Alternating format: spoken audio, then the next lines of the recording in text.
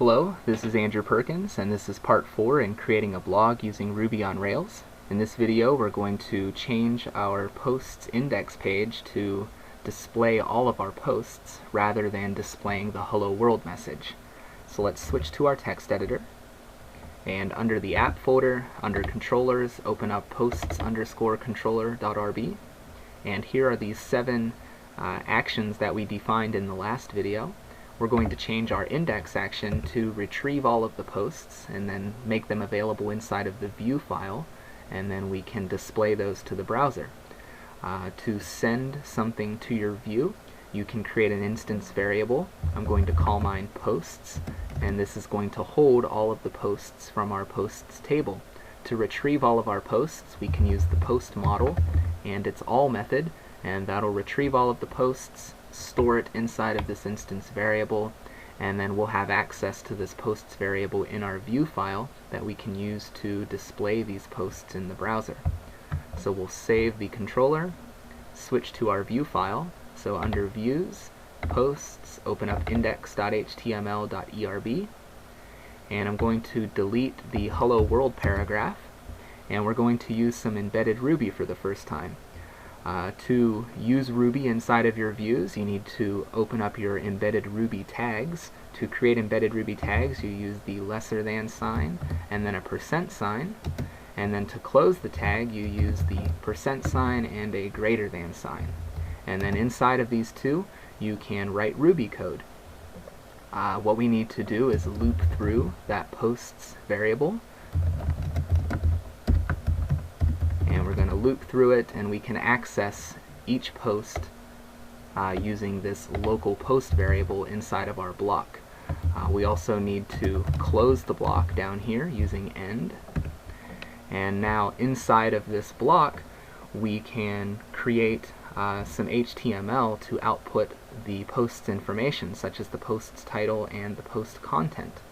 So let's create an H2 tag, and then open up our embedded Ruby tags again, but this time we're wanting to output something to the browser. So we need to, after the %sign, we'll use an equal sign. This way, whatever Ruby code is evaluated in this, it's going to be displayed to the browser. In this case, we're wanting to display the post's title, and then we close our embedded Ruby tag.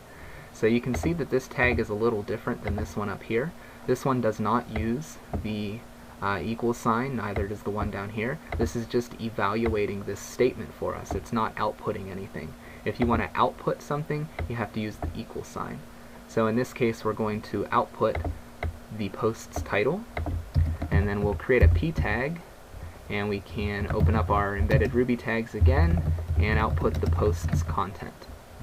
I'm also going to create an HR tag for a horizontal rule to separate each post.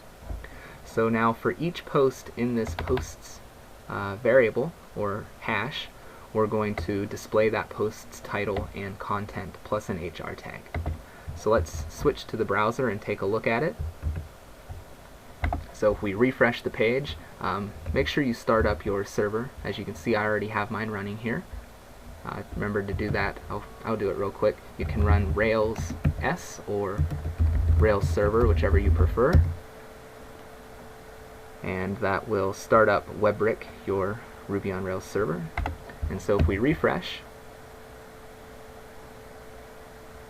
there we go. We can see we get our first post, which is the title, and then content for our first post, plus the horizontal rule. We only have one post in here because if you remember from the video where we worked with the Rails console, we actually deleted the second post.